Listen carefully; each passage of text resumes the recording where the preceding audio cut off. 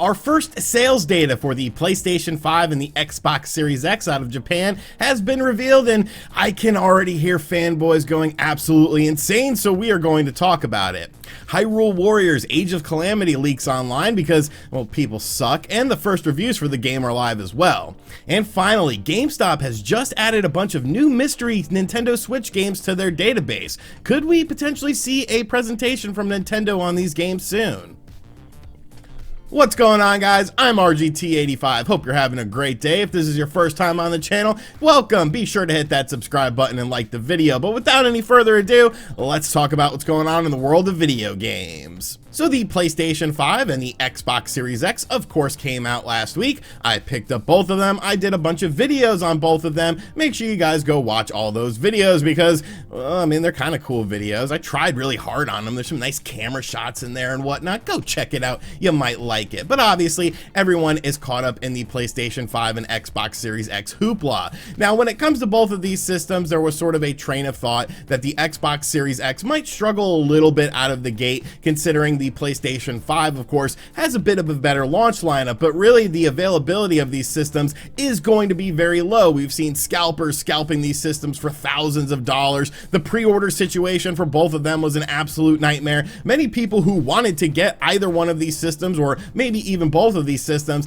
have been struggling a bit. Well, like I said, today we got our first information of sales figures for both of these consoles out of Japan. Now, this data is for 4 days for the PlayStation 5, and for the Xbox Series X/S, it is for 6 days. Now, Famitsu is reporting that the PlayStation 5 managed to sell 118,000 units in those 4 days, whereas the Xbox Series X/Xbox Series S combined sold about 21,000 units in those 6 days. The best-selling PlayStation 5 game overall was actually Miles Morales with over 18,000 units sold, which makes perfect sense to me. I absolutely love that game. I'm going to go ahead and put that game in a Game of the Year contender for me because I just think it's absolutely phenomenal. Of course, we did a review on that game. Make sure you guys go check that out. But obviously, that is a big difference. 118,000 units to 21,000 units. And now people are going to be saying, you know, these fanboys who either really love the PlayStation 5 or maybe they just hate Xbox for whatever reason, they're going to be going off of their rocker with these sales figures because the PlayStation 5 clearly outsold the Xbox Series X/S in Japan. But once again, you know, we talked about how the Xbox Series X got off to a very hot start as far as what Microsoft was reporting for worldwide sales. When you look at the Japanese marketplace, Japanese people have never cared about the Xbox brand. Ever since the Xbox brand was introduced into the region, nobody cared. Like, the controller was too big, the system itself was large and clunky at that time comparative to the other systems. It just didn't really fit with a lot of Japanese gamers, and of course the game library wasn't really designed with Japanese gamers in mind. It was more of a dude bro system, for lack of a better term. So I'm not surprised by these sales figures. Obviously, you have to factor in things like limited availability for both of these systems as well in Japan. So it's not really a big shock that the PlayStation 5 did outsell the Xbox Series X/S in Japan. What I'm more interested in seeing are the NPD numbers, which of course tracks hardware sales for the United States, because I think that's going to tell a very interesting story. It seems like Microsoft really sort of shifted their focus as far as console supplies are concerned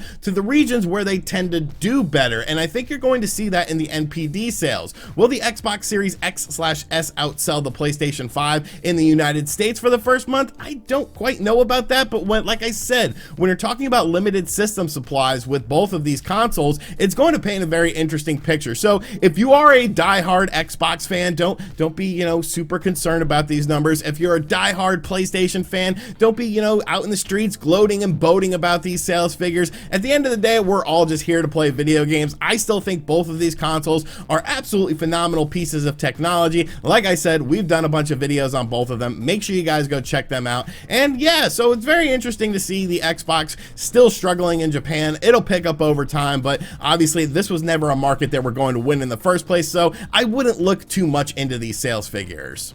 Next up, Hyrule Warriors Age of Calamity is the next big Nintendo Switch game. They released a brand new trailer for the game, the review embargo went up, and then yesterday the game actually leaked online, and if you have a hacked Nintendo Switch, you could play it. And so people are obviously ruining the game. If you see gameplay videos on YouTube, be very, very careful, because there are some people out there who are just inconsiderate bastards who just upload this gameplay footage like, oh look, it's the final boss of the game, here's the story. And it's like, bro, I haven't even had a chance to play the game yet. The game's not even out. Please do not do this. So definitely tread lightly on the internet when you're looking for Hyrule Warriors Age of Calamity stuff, because I don't want you guys to get disappointed, because I don't want to be disappointed. I'm very interested in the storyline for this game. But we do have our first batch of reviews. The review embargo went up, and the game is currently sitting at a 79 on Metacritic. Now, one of the main reasons for concern with this game, if you sort of glance over these reviews, is the fact that the frame rate can be inconsistent. Now, this is something that we talked about in a previous video on the channel, where I was a bit concerned about the frame rate of this game because of the dips. I'm still going to play the game, I'm still going to love the game, I'm still going to really enjoy the game, but frame rate issues can be a bit problematic, especially when it impacts the actual gameplay, when things kind of go down to a crawl. The other thing that people seem to bring up in these reviews was that they felt that the game was a bit too grindy, which is kind of weird, because if you've ever played a Warriors game, Warriors games are pretty much built on grinds. Like Hyrule Warriors, the original game, had a ton of grinding in it, but I didn't care because I was unlocking stuff. You're unlocking new weapons, new characters, and things like that, and new adventure maps and things, so I didn't really mind the grind aspect. I think it actually adds to the game a bit because it gives you more gameplay time with the game.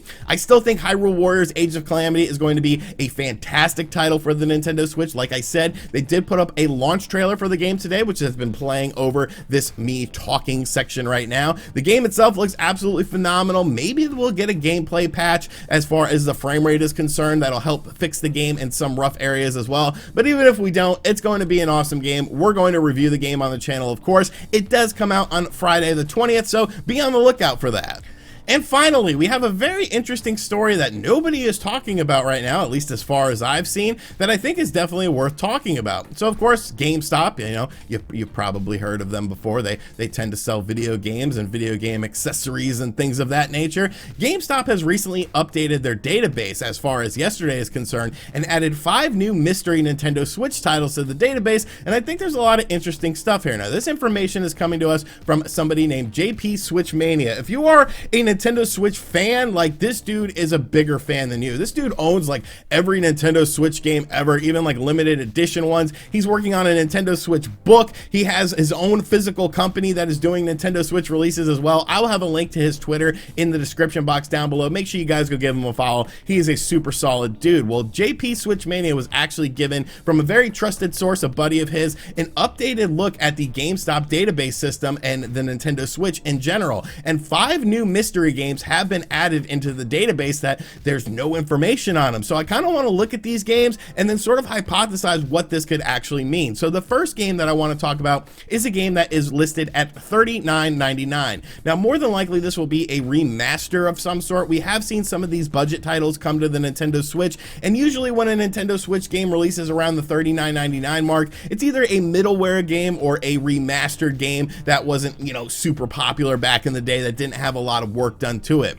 Now, there are 3 games that are put at the $59.99 category, and then 1 game is actually listed at $109.99. So more than likely that big price one, the $110 one, will be a collector's edition of one of the $59.99 games. But if you're doing a collector's edition of a game, obviously it has to be a pretty big game. Now, of course, we have absolutely no clue what any of these games are. All the GameStop database system does is pretty much just put in a SKU for these games, a price point for these games, and then whenever these games are announced or revealed, then you can be able to pre-order them. So we of course talked about the other day on the channel the Prince of Persia and Nier stuff, along with the Capcom database leak, but I feel like the Capcom database leak wouldn't really be a part of this, maybe quite yet, because obviously they're still doing the English translation of the Great Attorney game. So I don't think it's going to be any of that stuff. Could it be a Prince of Persia or a Nier like we saw on Amazon of France? I mean, maybe, but I think the bigger picture here is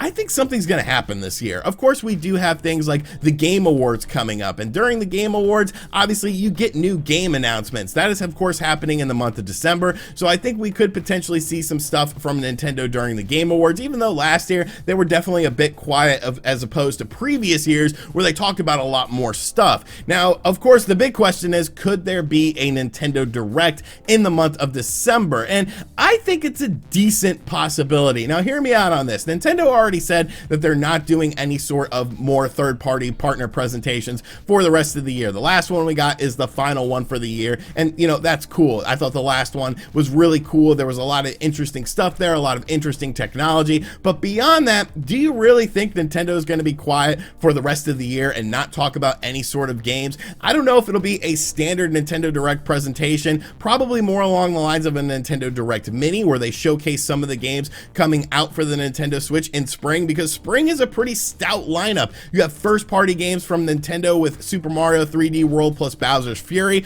you have Monster Hunter Rise, you have Balan Wonderland or Wonder World. I always say that wrong. I'm pretty sure it's Wonder World. But obviously there's a lot of games coming out to the Nintendo Switch, and with these 5 mystery SKUs, it's almost like, well, maybe Nintendo will do some sort of presentation by the end of the year. I think it makes sense. You want to go into 2021 strong, and obviously the strongest aspect of the Nintendo Switch for next year is going to be new software for the system. So I would not be super surprised if we get a presentation of some sorts, whether it's branded as a Nintendo Direct or a Nintendo Direct Mini. But I think these 5 SKUs popping up in GameStop show that something is going to happen. What is the scope of what is going to happen? We are not quite sure yet, but I do think it's something to get excited about and definitely something to theorize about. All right, so that is going to do it for today's video. I hope you guys enjoyed it. Be sure to let me know what you think of everything in the comments section down below. And as always, guys, thank you for checking out this video. If you are new to the channel, make sure you subscribe and turn on notifications. Be sure to check out other videos on the channel as well. We've been uploading a lot of stuff around here lately, and as always, I will catch you guys on the next video. Later.